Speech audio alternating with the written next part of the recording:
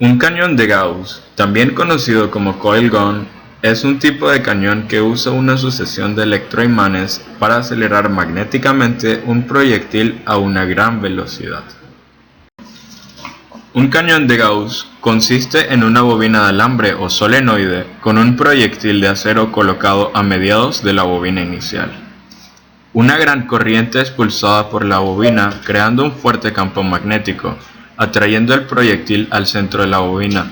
Cuando el proyectil se acerca a este punto, la bobina es desconectada y la siguiente puede ser encendida, acelerando cada vez más el proyectil con las etapas sucesivas. En diseños corrientes del cañón de Gauss, el cañón del arma está compuesto de un carril por donde discurre el proyectil, con las bobinas conductoras alrededor de dicho carril. En esta parte ya estamos en el preprocesamiento de FEM. Lo que estamos representando aquí es una sección del cañón de Gauss. Esta parte de aquí vendría representando el riel sobre el cual está montado. Aquí tenemos la bobina. Le pusimos un calibre al cobre de 18 y la bobina tiene 200 vueltas. En esta parte de aquí se puede ver la bolita de hierro puro que estamos usando, y a esa bolita le hemos asignado un diámetro de 2 centímetros. Ahora vamos a iniciar con el preprocesamiento. Tenemos 4162 nodos y ahora pasamos a esta parte. Lo primero que vamos a mostrar son las líneas de densidad de campo.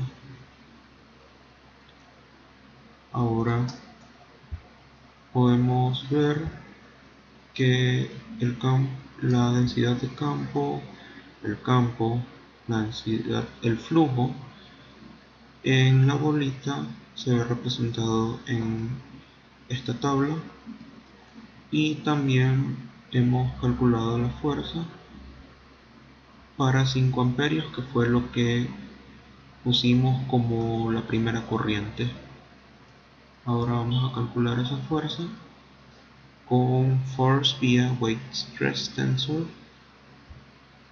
y tenemos una fuerza de 5,1 milinewtons. Lo siguiente es mostrarles la corriente que tiene la bobina, como dijimos, de 5 amperios.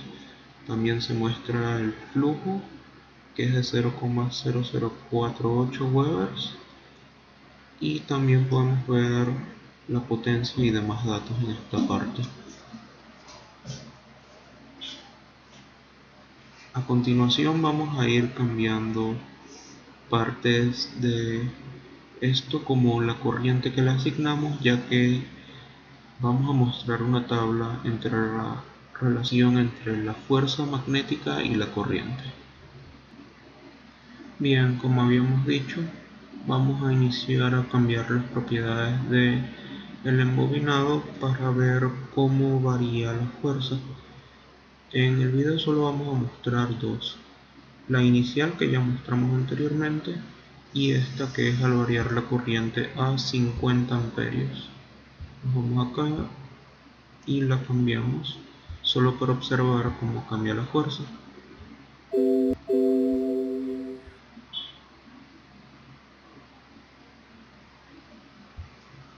Presentaremos alrededor de 10 datos en la tabla que vamos a presentar, en la que graficaremos la relación fuerza versus corriente. Bueno, aquí se ve cómo aumentó la fuerza. Al inicio era una fuerza muy pequeña y ahora es de 0,5 newtons. Así que vamos a proceder a mostrar la parte de Excel para observar el tipo de gráfica que se obtuvo. Bueno, para analizar los datos obtenidos en la simulación, los plasmamos en una gráfica en la que analizamos la fuerza como el factor dependiente de la corriente, la fuerza medida en newtons con una variación de 5 amperes, y podemos observar el comportamiento de la fuerza con esta variación y se forma una gráfica más o menos lineal, pero debido a que no variamos lo suficiente, no se observa un gran cambio en la fuerza. Ahora en esta parte vamos a mostrar las distintas fórmulas que utilizamos para calcular las incógnitas que teníamos. Por ejemplo, aquí tenemos una para la densidad de campo, para calcular la permeabilidad absoluta, el flujo y la fuerza. Otras cosas importantes que se deben mencionar es que el radio de la esfera que usamos era 0,01 metros. Necesitábamos saber el volumen, ya que con el peso específico del acero que buscamos en internet calculamos la fuerza que iba a tener dicha esfera. Ignoramos la fuerza que ejercía la fricción y solo consideramos la del peso, y esta fuerza del peso era de 0,32 por 10 a la menos 3 newtons, por lo que con una fuerza mayor a esta íbamos a poder mover la esfera con el cañón de Gauss, y con 5 amperios fue suficiente para rebasar esta fuerza y que se moviera. En esta parte presentamos los cálculos de la fuerza con corrientes de 5 y 50 amperios para compararlos con las que obtuvimos mediante FEM.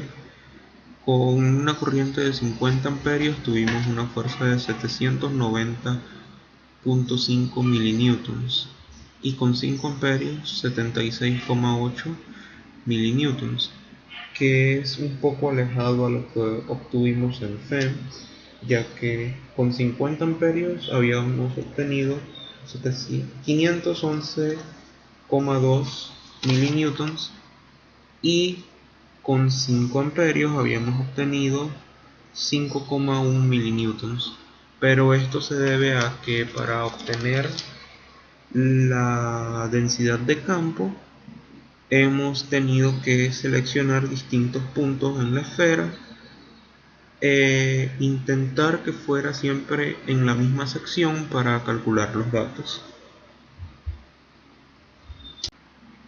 Finalmente se nos pedía mostrar la dirección que lleva el campo y la densidad de campo. Para eso vamos a esta ventana en la que tenemos que seleccionar el punto que queramos estudiar. En este caso es la esfera, que es la que es sometida a un campo. Y vemos que el campo y la densidad de campo ambas tienen componentes en Z. Ahora vamos a estudiar cómo sería la gráfica de estos dos.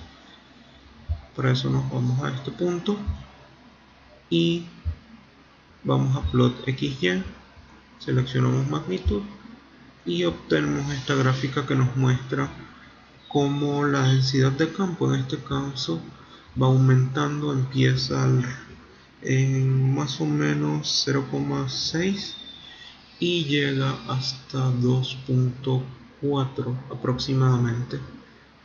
Ahora cerramos esto y vamos a graficar el campo. El campo magnético empieza aproximadamente en 0,8 y va aumentando hasta llegar a 10.